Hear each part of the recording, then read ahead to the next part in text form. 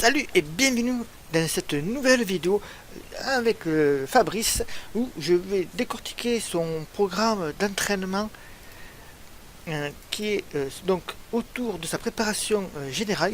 Il est intégré la méthode Rubik, donc notre programme d'entraînement phare, et on va voir avec lui ce qu'il peut modifier dans sa programmation qui va débuter donc le 16 décembre jusqu'au mois de mars.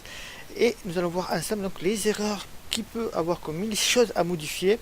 Et déjà, la première petite chose que je dirais, c'est Fabrice, n'aie pas peur, va à fond dans la méthode, notamment dans les séances d'entraînement, on aura l'occasion d'y revenir. Utilise celles que nous te proposons dans la méthode Rubik, qui sont disponibles dans les PDF et qui sont bientôt aussi disponibles à travers notre calendrier magique, qui est la prolongation tout simplement du calculateur express Rubik, où c'est que là pour l'instant on calcule simplement ses allures de course.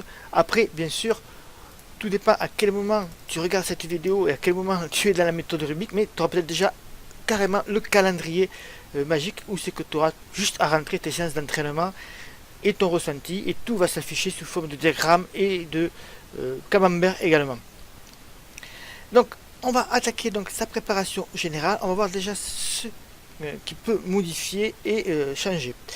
Alors la première chose qu'il a placée, c'est tout simplement, ici on peut le voir, des séries de 30-30 sur ces premières semaines. Donc ça c'est très bien. Je vais revenir aussi également dans une vidéo ou un audio pour la méthode Rubik. Les 30-30 c'est très bien, mais il ne faut pas en mettre à toutes les sauces. Il y en a qui font carrément tout leur fractionner uniquement avec du 30-30 ou du 45-45 ou du 1 minute, mais qui ne vont pas essayer d'autres types d'exercices. C'est un peu ce que fait d'ailleurs Fabrice là. Il ne faut pas avoir peur d'aller chercher d'autres types de fractionnés, des variantes comme du travail pyramidal, c'est-à-dire on monte l'intensité, enfin on monte les durées ou on diminue les durées dans un sens, et puis ça fait des formes de pyramide. Et ça c'est très très intéressant à faire, ça permet de varier les entraînements énormément. Alors, on voit également ici qu'il a placé des types de séances. Alors, il a une petite lettre ABC, ça ne vous inquiétez pas, c'est les séances qui sont faites par rapport au groupe. Tu choisis un programme d'entraînement dans la méthode Rubik, on va dire n'importe lequel, il y en a plusieurs, et après, toutes les séances d'entraînement sont regroupées avec des différents groupes, et dans chaque groupe, tu vas choisir la séance que tu veux faire. Donc, par exemple, donc, je lui avais dit, enfin, je lui dis à Fabrice d'améliorer notamment, de voir, d'aller plus à fond dans le programme, par exemple en utilisant des séances que nous proposons, par exemple du groupe B, qui sont là où c'est qu'il y a les séries de 30-30. On voit que effectivement on a quelques séries de 30-30, mais on a aussi beaucoup de travail d'allure variée, avec parfois des séries de 400, avec parfois des séries de 200, avec des mélanges d'allure, et également toujours du 30-30, mais avec des exercices de position de chaise, etc., etc., des lignes droites. Donc tout ça, il faut vraiment les utiliser, c'est vraiment les séances à utiliser à fond, et parce qu'elles vont t'aider à exploiter ton potentiel au maximum. Alors, on continue. Le début est très très bien, je n'ai rien à redire. Il y met de la PPG régulièrement, une fois par semaine. Donc il court 2 fois une séance de PPG par semaine, c'est très bien, c'est très très bien. S'il y a possibilité au niveau de la PPG, c'est parce que je sais pas, je ne lui ai pas posé encore la question, mais s'il fait uniquement de la PPG, je pense on pourrait rajouter un petit peu d'endurance. Par exemple, un échauffement, 20-30 minutes d'endurance et sa séance de PPG. Un peu comme ici, quand il fait en semaine 2, avec allure A2, qui est donc de l'endurance, et 15 minutes d'éducatif, et PPG éducatif. On peut faire les deux en même temps, donc ça c'est très bien, mais moi je passerai juste un petit peu de course à pied juste avant, ou à la rigueur, si vous ne voulez pas faire de course à pied, du rameur, du home trainer, des sports portés sont très bien également. Nous arrivons en 4e semaine, donc il a très bien appliqué le concept, ou plutôt la formule 3+1, 3 semaines de travail d'intensité, plus une semaine de récupération. Donc ça c'est très bien, il a appliqué. Il y a le concept, vous avez ce concept là qui est expliqué dans la méthodologie Rubik. Pour ceux qui découvrent cette vidéo, elle est dans il y a un audio qui est disponible pardon, dans la programmation. Et donc il suffit de la regarder à nouveau. Bien sûr, elle dure plus longtemps que ce que je viens de te dire là, et j'y apporte d'autres principes. Ensuite, on voit qu'il rattaque donc par des séries de 45-45. Il a commencé par le 30-30, on est passé au 45-45. C'est très très bien. Mais par contre, ce qu'on va voir, c'est ce que je disais tout à l'heure, il a toujours sur les mêmes un petit peu principes, une minute, 45-45. Il ne va pas chercher au-delà. Alors, par exemple, sur sa semaine 5, le 45-45, qui suit une semaine de récupération ou d'assimilation, celle-là je la garderai très bien. On voit que sur la semaine 6, il a augmenté le seuil. Là c'est pareil, vous voyez, tu vois, Fabrice, et pour les autres de la méthode Rubik, tu fais 2 fois 10 minutes, 2 fois 12 minutes, 2 fois 15 minutes, c'est très très bien. Mais moi je pense que tu peux amener plus de variété dans tes entraînements. Là tu vois, dans le groupe C, on voit que tu as d'autres types de séances à réaliser, plutôt que de faire toujours le même type de séance qui revient presque à faire toujours le même type de séance, et 2 fois 12 minutes, 2 fois 13, 2 fois 14, 2 fois 15 minutes. Donc il peut être intéressant de faire ce type de séance. Tu peux pourquoi pas faire la première semaine sur ton plan 8 semaines ici, donc on revient 2 fois 12 minutes, mais par contre au lieu de faire 2 fois 15 minutes, moi je serais à ta place, je mettrais carrément une séance, on va peut-être changer un petit peu, mais tu peux très bien faire du 5 fois 1000 par exemple en allure A3, avec simplement une récupération à un tiers du temps d'effort. Il est très important de varier, parce que si tu utilises ce genre de programmation pour la suite après, en fait ton corps va finir par s'habituer à ce genre de série et il ne va plus être choqué, donc il va rentrer dans une certaine forme d'habitude. Et on sait que pour progresser en course à pied, mais que ce soit n'importe quel sport, il faut un peu choquer ses muscles. Ce que disait pas Charleston, Arnold Schwarzenegger. Il disait ça dans un de ses livres, dans son livre Total Recall, qui est un super livre que je recommande. Il n'y a pas de plan d'entraînement de musculation, mais c'est vraiment avec beaucoup d'anecdotes, et il parle beaucoup de ses entraînements aussi un petit peu. Et il disait qu'il faut choquer ses muscles tout simplement, parce que si le muscle a toujours l'habitude de faire le même exercice, mais il finit par s'habituer, c'est pour lui de la routine, et donc il ne va pas donner son maximum. Alors que si on modifie, ne serait-ce qu'un petit peu, tu vois, un petit peu juste, faut modifier un petit peu le type de séance que tu fais, hein, tu reprends une séance d'entraînement, il faut aller à fond dans la méthode, et tu vas pouvoir comme ça choquer un peu plus ton corps, et l'habituer à s'adapter différemment, et au contraire il va chercher à s'adapter, à se rééquilibrer au niveau de son potentiel, parce que là il va se dire, ah, il m'a modifié quelque chose, il faut que je modifie moi aussi quelque chose, donc il faut que je m'habitue. C'est une question de stimuli en fait, et donc ça c'est très très intéressant à faire, et ce que je te conseille de faire. Donc là on continue. Donc il y a toujours une forme de progression, parce que dans les programmes d'entraînement qui durent 8 semaines, 12 semaines, tout ça, il est toujours intéressant d'avoir une progression sur ces semaines d'entraînement. On arrive donc à la semaine numéro 8. Là pareil, comme pour la semaine 4, c'est toujours le même principe, c'est toujours la même formule 3+1 à appliquer. Donc là, c'est très bien. Moi, ce que je ferai sur cette semaine 8 quand même, par exemple, sur une des 2 séances en endurance, je rajouterai juste quelques lignes droites, par exemple une dizaine de lignes droites sur ta sortie de 45 minutes en allure A2. Je rajouterai simplement une dizaine de lignes droites, je te ferai 35 minutes à allure A2, une dizaine de lignes droites et 10 minutes à allure A2 pour finir.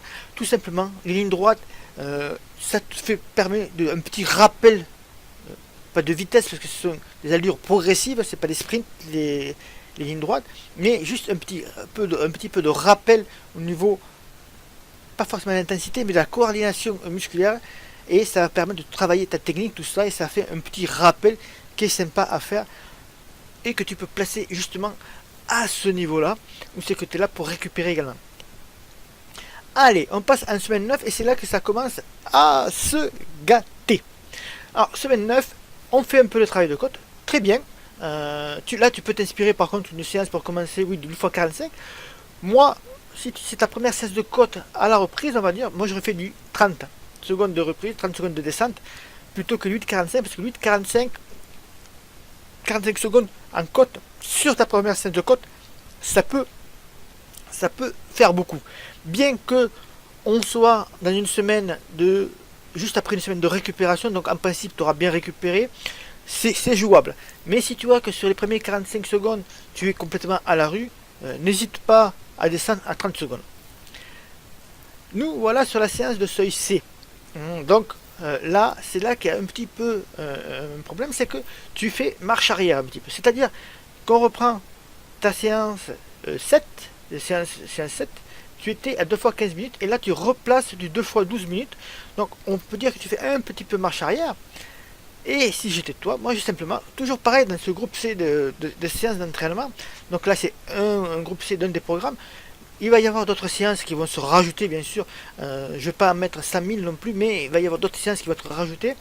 Moi tu vois par exemple, je partirai sur ce genre de séance là, 15 minutes à 2, 20 minutes à 3, au lieu de faire des séries de 2 fois, 10 lignes droites derrière, le retour en A2 sur ces lignes droites, c'est-à-dire au lieu de faire un retour marché, on fait un retour en petit footing, et pour finir 25 minutes de ligne droite. Donc tu vois, ou alors si tu souhaites plutôt faire 15 minutes à 2 et placer les lignes droites juste après pour finir ton échauffement, c'est possible également. Donc attention également quand tu fais tes séries en allure A3 à la dérive cardiaque.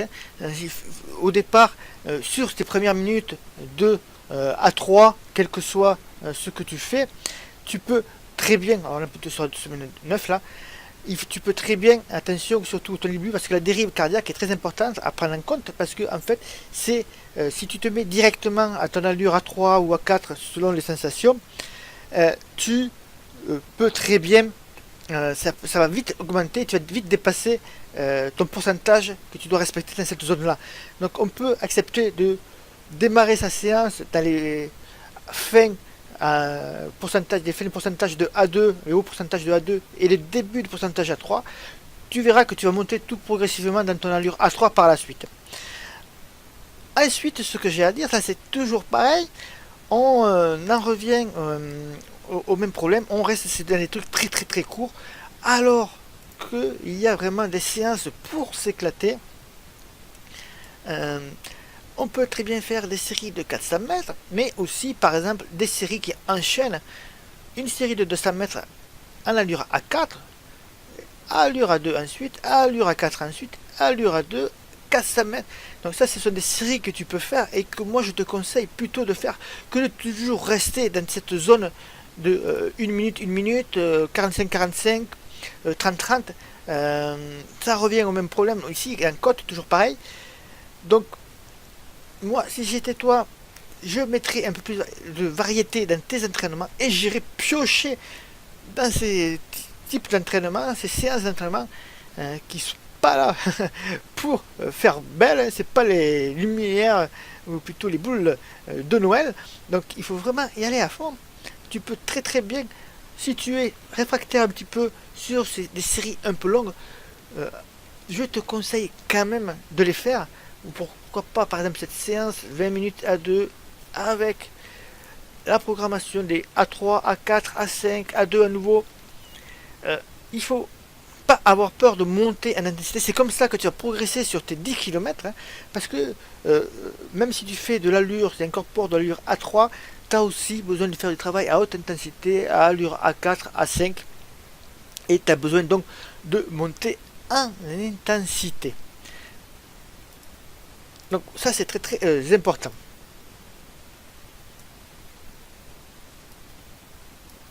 Ensuite, on va finir là-dessus. Semaine 11. Donc les côtes, oui pourquoi pas si tu as fait effectivement d'autres côtes. Attention aux côtes que ça t'épuise pas, donc laisse 1 ou 2 jours de repos total entre tes côtes et ton test VMA pour que tu aies bien récupéré, même si c'est pas sur des durées excessives, donc tu ne seras pas trop tapé dedans, mais laisse-toi quand même 1 ou 2 jours de récupération avant de faire ton test VMA. Et sur la semaine 12, qui est une semaine de récupération, donc pour lui, c'est la fin de son programme de préparation générale avant très certainement d'attaquer un plan spécifique.